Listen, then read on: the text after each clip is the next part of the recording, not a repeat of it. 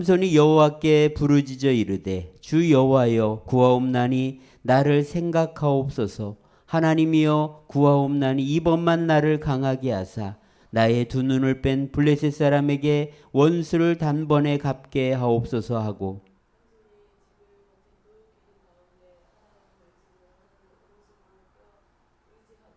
삼손이 이르되 블레셋 사람과 함께 죽기를 원하노라 하고 힘을 다하여 몸을 굽히매 그 집이 곧 무너져 그 안에 있는 모든 방백들과 온 백성에게 덮이니 삼손이 죽을 때에 죽인 자가 살았을 때에 죽인 자보다 더욱 많았더라.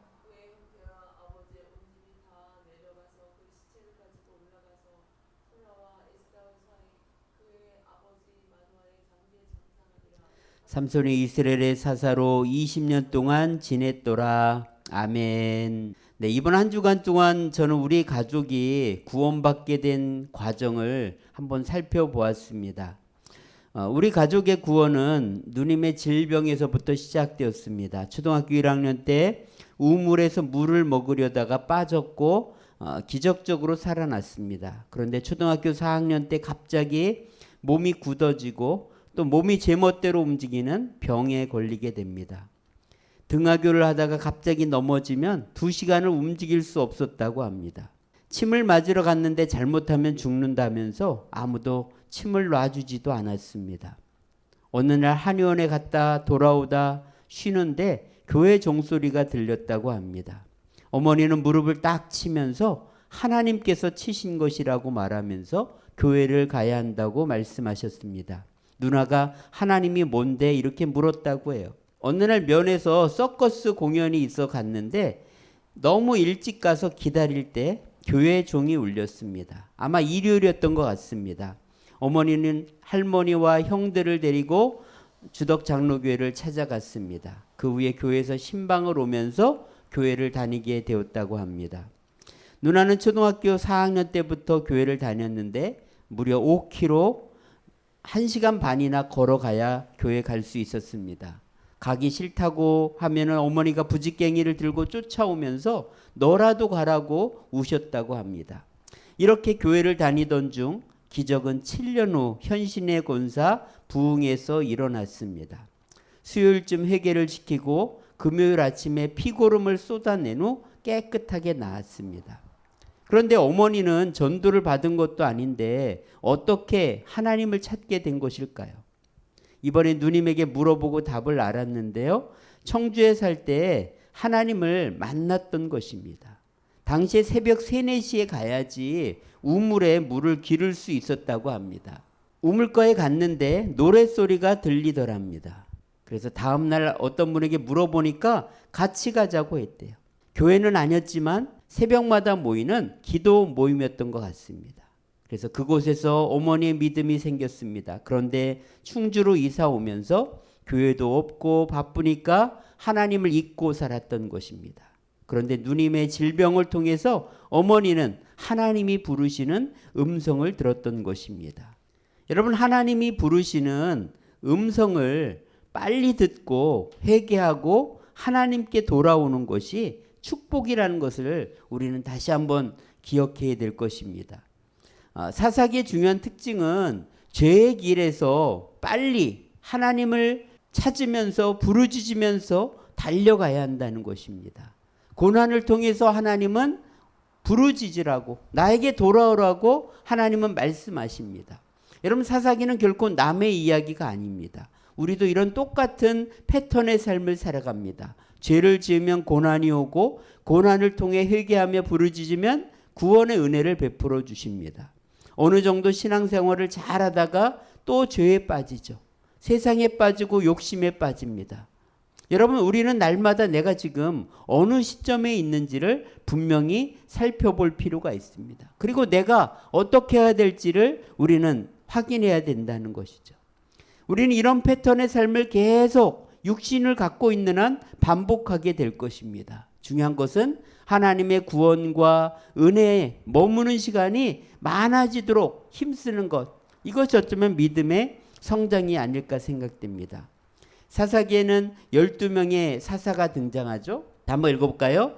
온니엘, 에훗, 삼갈, 드보라, 기드온, 돌라, 야일, 입다, 입산, 엘론, 압돈, 삼손.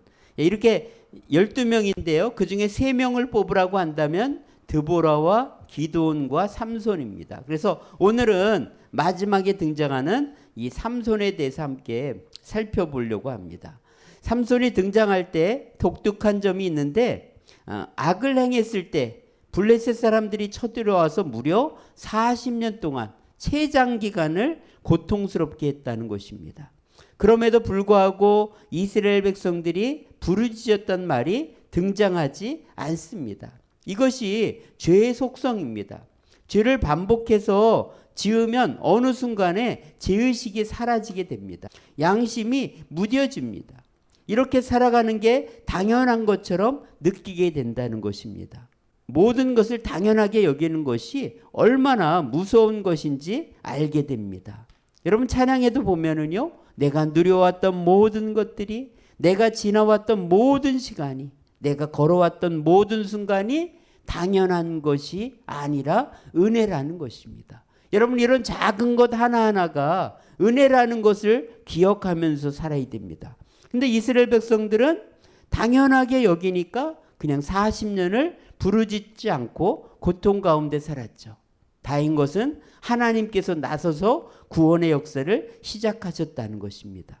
여러분 이렇게 하나님이 나를 찾을 때까지 기다리려면 시간이 너무나 많이 지나간다는 거예요. 그래서 내가 하나님을 찾아야 됩니다. 누님이 치유받을 때 현신의 권사님이 매번 마태복음 7장 7절에서 11절을 읽으셨다고 합니다. 한번 읽어볼까요? 구하라 그리하면 너에게 주실 것이요 찾으라 그리하면 찾아낼 것이요 문을 두드리라 그리하면 너에게 열릴 것이니 구하는 이마다 얻을 것이요 찾는 이마다 찾아낼 것이요 두드리는 이에게 열릴 것이니라. 여러분 오늘 우리가 하나님께 찾고 구하고 두드려야 됩니다. 왜냐하면 하나님은 우리의 아버지가 되시기 때문입니다. 우리에게 좋은 것을 주시길 원하시는 아버지이시기 때문입니다. 어떤 죄를 지었든지 내가 어떤 상태에 있든지 하나님께 부르짖으면서 나아가는 것, 이것이 바로 축복의 길이라는 것입니다. 하나님은 오랫동안 임신하지 못하는 단지파 이 마노아의 아내에게 찾아가셨습니다. 남들에게는 당연한 그 임신이 이 마노아의 가정은 되지 않았습니다. 왜요? 하나님의 뜻이 있었던 것이죠. 이해할 수 없는 상황에서 하나님을 믿고 신뢰하며 기다리는 것이 믿음입니다. 근데 하나님의 때가 되니까 이 마노의 가정에 아들을 주신 것이죠. 바로 삼손이 태어나게 하신 것입니다. 자, 오늘 말씀에 등장하는 여호와의 사자도요. 18절에 보면 이름이 기묘자라고 하고 있는데 바로 성육신전에 예수님으로 볼 수가 있습니다. 성경에 기묘자라는 말이 딱 2번 나오는데 이사야 9장 6절에 보면 메시아를 말할 때 사용하는 것을 볼 수가 있습니다. 하나님은 삼손에게 특별한 것을 요구하십니다. 그것은 뭐냐면 포도주와 독주를 마시지 말라는 것이었습니다. 민수기 6장에 나오는 이 나실인의 서원, 몸을 거룩히 여호와께 드리는 삶을 살라는 것이었습니다. 나실인은 3가지를 금해야 되는데요. 머리를 깎지 말고 포도주와 시체를 멀리해야 됩니다. 이것은 제사장보다 더 엄격한 경건을 요구한 것이라 볼 수 있습니다. 여러분 누구나 하나님께 헌신할 수가 있습니다. 저는 모든 성도들이 평생 한 번 이상 하나님께 시간의 헌신을 하면 좋겠다는 생각이 있습니다. 한국교회 초기에 날연보라는 게 있었습니다. 헌금 대신에 시간을 드리는 것입니다.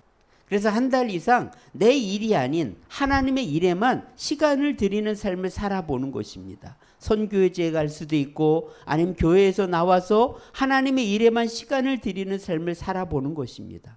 저는 이게 현대판 나실인 서원이 아닐까 생각돼요. 헌신은 목회자만 할 수 있는 것이 아니라 누구나 할 수 있다는 것입니다. 자, 이제 삼손이 나신으로 이렇게 성장하니까 때가 되니 하나님께서 그를 사용하기 시작합니다. 사사기 13장 25절에 보면 여호와의 영이 그를 움직이기 시작하셨더라 이렇게 말합니다. 바로 하나님께서 이제 그를 사용하기 시작한 것입니다. 블레셋으로부터 구원할 마음을 주신 것이죠. 그런데 안타깝게도 육신을 따라서 움직이는 모습을 봅니다. 14장 1절 2절에 보면은요. 보고란 말이 반복됩니다. 삼손은요. 자기 눈에 보기에 좋은 대로 자기 생각대로 블레셋 사람의 여자와 사랑했다는 것입니다. 여러분 이것은 사사시대를 표현하는 말, 바로 자기 소견에 옳은 대로 했다는 말이라고 볼 수가 있습니다. 왜 자기 소견에 옳은 대로 행할까요? 그것은 바로 왕이 없었기 때문이라는 것입니다. 하나님이 왕이 되지 않고 내가 왕이 되었다는 거예요. 여러분 아담과 하와가 뱀의 유혹을 받고 선악과를 보니까 먹음직하고 보암직하고 탐스러웠습니다. 그래서 하나님이 금하신 선악과를 따먹게 되는데 바로 하나님이 왕이 되지 못한 결과라는 것입니다. 하나님의 뜻은 상관없어. 내 눈에 좋으면 되고 내가 원하면 되는 거야. 바로 이것이 죄의 시작점이라는 거예요. 우리가 잘못된 결정을 내리는 대부분은 눈에 보기에 좋은 대로 내 생각대로 따라간 결과라는 것입니다. 물론 삼손이 이렇게 말했습니다. 난 블레셋 여자들과 결혼을 통해서 하나님의 구원의 역사를 이룰 거야. 이것이 여호와께로부터 나온 것이라고 삼손은 주장을 합니다. 근데 여러분 반드시 블레셋 여자들과 결혼해야지 하나님의 구원의 역사를 이루는 것이 아닙니다. 결국 자기 생각을 합리화할 뿐이었습니다. 그래서 결국 잘못된 선택을 했고 삼손의 결혼 생활은 조금도 행복하지 않았던 것을 볼 수가 있습니다. 첫 번째로 딥나의 여자를 만나러 가죠. 그 과정에서도 사자를 죽입니다. 결국 시체를 만지는 결과를 낳게 되고 나중에 꿀을 먹게 되죠. 또 시체에서 나온 것을 만지는 문제가 생깁니다. 또 그걸 수수께끼로 냈다가 불행으로 치닫는 것을 봅니다. 그런데도 돌이키지 않고 16장에 가면 또 가사의 기생을 보고 들어갑니다. 가사 사람들이 죽이려고 하자 문짝과 문설주와 문빗장을 메고 헤브론 무려 64km 떨어진 곳까지 가는 것을 봅니다. 쓸데없는 데 힘자랑하면서 무엇이 중요한지 분별력을 상실한 삼손의 모습을 볼 수가 있습니다. 또 소래골짜기에 들릴라를 사랑하게 되죠. 그런데 이 여자는 블레셋 방백들로부터 삼손 힘의 근원을 알아내면 돈을 준다는 약속을 받습니다. 그래서 매일 밤마다 방 안에 블레셋 군인을 매복시켜 놓고 힘의 근원을 알려달라고 조르죠. 처음엔 새활줄 7으로 묶으면 약해진다고 거짓말을 합니다. 또 다음 날은 새밧줄, 다음 날은 머리털 7가닥을 섞어 짜면 된다고 거짓말을 합니다. 그러다가 자신의 힘의 근원은 머리털이라고 말하게 되고 블레셋에게 잡히게 됩니다. 이미 나실인의 서원을 했기 때문에 하나님의 영은 떠나셨습니다. 하지만 머리털만 자르지 않으면 자신을 정결하다고 착각했던 것입니다.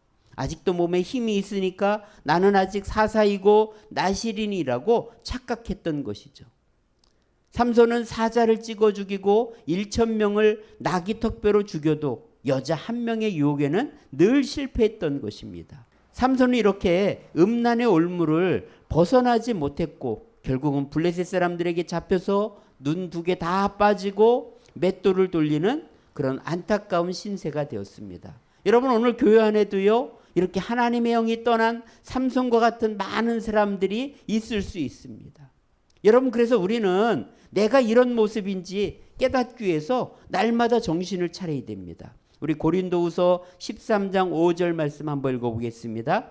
너희는 믿음 안에 있는가? 너희 자신을 시험하고 너희 자신을 확증하라. 예수 그리스도께서 너희 안에 계신 줄을 너희가 스스로 알지 못하느냐? 그렇지 않으면 너희는 버림받은 자니라. 내가 믿음 안에 있는지 날마다 시험하고 확증해야 됩니다. 예수님께서 내 안에 계신지를 날마다 점검해 봐야 된다는 것이죠. 그러지 않다가 삼손 같은 이런 비참한 신세가 될 수 있다는 거예요. 여러분 뭔가 이상해요. 그러면은 차를 정비해야 되고 또 뭔가 몸이 이상하면 병원에 가야 되잖아요. 그런데 안 가니까 결국 큰 어려움을 당하는 경우가 많습니다. 마찬가지입니다. 우리 자신이 내 안에 예수님이 계신지 성령님이 충만한지 날마다 살펴야 된다는 거예요. 삼손은 비참한 자리에 가서야 겨우 깨닫고 하나님께 부르짖었습니다. 이번만 나를 강하게 하사 원수를 갚게 해달라고 이렇게 위급할 때 겨우 하나님께 부르짖었다는 것입니다. 다행히 마지막에 3,000명을 죽이면서 함께 죽게 됩니다. 히브리서 11장에 보면 믿음의 반열에 삼손이 겨우 들어가 있는 것을 볼 수가 있습니다. 여러분, 삼손처럼 욕심 따라서 내 생각 따라서 살면 비참한 종말이 있다는 것을 잊지 말아야 됩니다. 여러분, 내가 지금 하나님의 뜻대로 믿음으로 살고 있는지 늘 우리 자신을 점검해야 됩니다. 그래서 마지막에 간신히 하나님을 찾는 자가 아니라 날마다 믿음으로 살다가 하나님을 영화롭게 하다가 하나님 앞에 설 수 있는 우리 모두가 되었으면 좋겠습니다. 네, 기도하겠습니다. 하나님 아버지 감사합니다. 아버지 하나님, 정말 삼손처럼 욕심 따라 살지 않도록 내 생각대로 살지 않도록 저희를 도와주시옵소서. 마지막에 간신히 회개하는 자가 되지 않도록 하나님, 저희가 날마다 나 자신을 살피며 믿음 안에 있는지 하나님 뜻대로 내가 살고 있는 것인지 늘 점검하며 살아갈 수 있도록 도와주시옵소서. 오늘도 하나님 앞에 드린 우리 예물과 정성을 기쁘게 받아주시고 하나님 나라가 확장되는 일에 하나님 아름답게 쓰여지게 하여 주옵소서. 우리 구주 예수님의 은혜와 아버지 하나님의 크신 사랑과 성령의 충만인도 함께 하심이 믿음으로 살기로 결단한 우리 모두에게 이제로부터 영원까지 함께 하시기를 간절히 축원하옵나이다. 아멘.